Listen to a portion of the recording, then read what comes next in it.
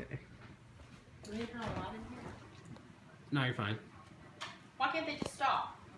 Don't they see how much they're hurting themselves? Don't they see how much they're hurting the people that love them? The answer, as it turns out, is there's some pretty powerful reasons why they can't just stop. For decades, drug abusers were seen as people who lack morals or willpower. Although scientific evidence has proven that drugs significantly change the brain and your way of thinking, it's still a widely controversial topic on whether addiction is a disease or if it's just a choice. Now, according to the National Council on Alcoholism and Drug Dependence, addiction is a chronic disease characterized by craving, seeking, and using drugs that affect every organ system in the body, including the brain. Repeated use of drugs changes the brain, including the way it looks and functions. These changes interfere with a person's ability to think clearly, to use good judgment, to control their behavior, and to even feel normal without using drugs. You or someone you know has probably been affected by their drugs. Those who aren't afflicted find it difficult to understand. Addicts act irrationally when it comes to their drug use, often without even realizing when it becomes a serious problem.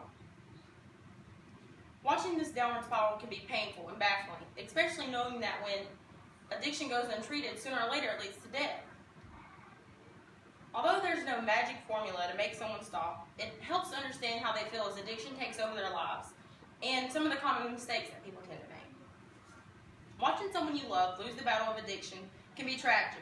All that's left behind are tons of emotions that are difficult to sort out. Confusion, anger, guilt. Sometimes I felt ashamed, and others I wish I would have done more. But when you lose someone you love, you eventually have to allow them to be a positive presence in your life, whether that be through motivation, pride, memories. Time has allowed me to reevaluate the situation and change my perspective about addiction. Today I hope to persuade you into seeing drug addiction as a disease. I will share with you how initial drug use becomes abuse and then addiction, how it affects the user, how you should and shouldn't react, and how addiction literally changes the brain. Now, to understand how abuse becomes addiction, we must first grasp the logic behind why people even use drugs. Every user and motive varies, but we'll discuss some of the common explanations. People suffering from mental illness are often afraid to seek help from their family or from doctors, so they try to solve it on their own. Alcohol and drugs can make someone with anxiety or depression or bipolar disorder feel normal again. Teenagers are often unaware of the consequences of the serious consequences of drugs. They're really easily influenced by their friends and role models, entertainers. In a 2013 national survey, the Substance Abuse and Mental Health Service Administration reported that 25 million young people, 12 and older, are current illegal drug users, or they've used drugs in the past month. Many people think that drugs will help relieve their stress. People that have gone through traumatic events, often as children, turn to drugs because it kind of helps them cover up the memories. People that are elderly or injured get prescribed drugs for chronic pain and they become addicted to them. Overall, people use drugs because they want to change something about their lives, and drugs help them relax or escape. Addiction and abuse are used kind of interchangeably, but they both have two distinct different meanings. Abuse is more about the way a person uses a drug, while addiction is when drugs have a psychological and physiological effect on the body. Abuse doesn't necessarily indicate addiction. Abuse is when there's extreme desire to obtain the drug and use excessive amounts of it. And addiction develops once you build a tolerance or you have withdrawal symptoms whenever the drug wears off. Very few addicts are able to realize whenever they cross the line. And once abuse turns into addiction, problems arise. Although initial use is voluntary, over time, drugs change aspects of the brain to the point a person couldn't stop even if their desire is really high. A person develops obsessive cravings for the drug, despite the harmful risk or consequences. Their judgment's impaired.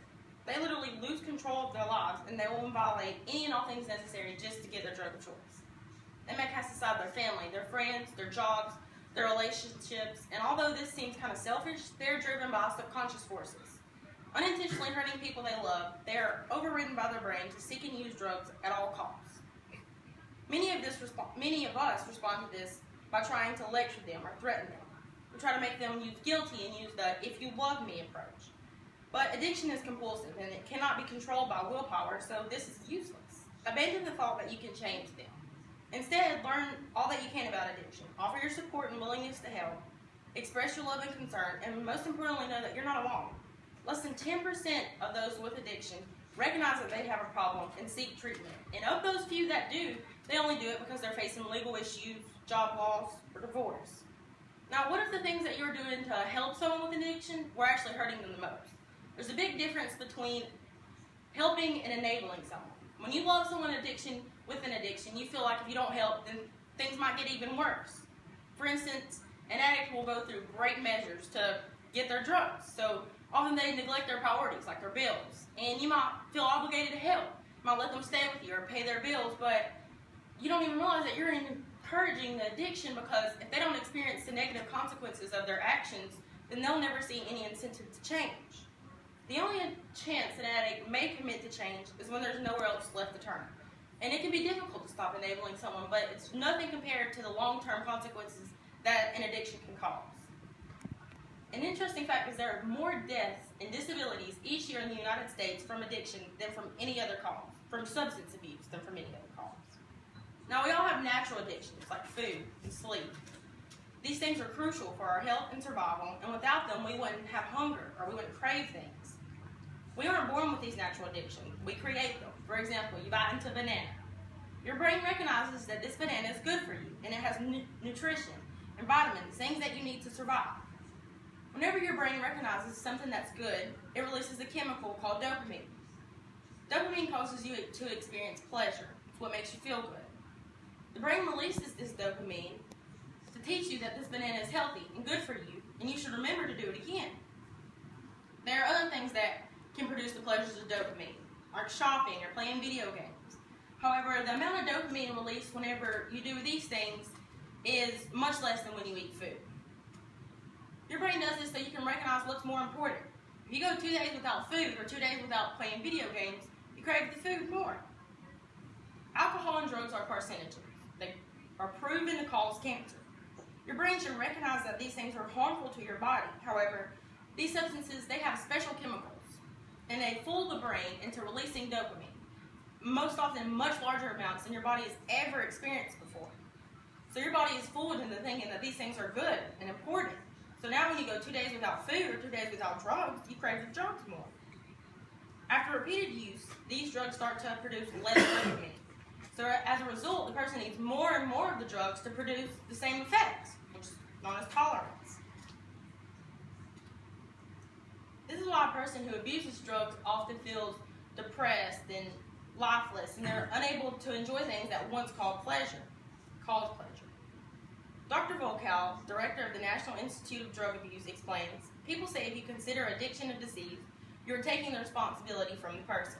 But that's wrong. If we say someone has heart disease, are we eliminating their responsibility? No. We want them to eat less. We want them to exercise. We want them to stop smoking. The fact that we have a disease recognizes their changes, and in this case, in the brain. Although scientific evidence complies, my perspective of drugs and addiction as a disease comes from my first-hand experience with it. Disease or choice will always be a controversial topic. Some contend that bad people just do bad things. For many years, I thought the same thing, and I held on to a lot of resentment, and I thought if she loved me, then she wouldn't do these things. What I've learned throughout my experience is that people in the grips of addiction have accountability, but what they lack is responsibility. Addiction is a disease of the mind, and despite a person's best efforts, sometimes it can just consume them. It's easy to say someone is just a bad person, but when we really understand it, we become able to forgive them, we become able to help them, and we become part of the solution. Thank you.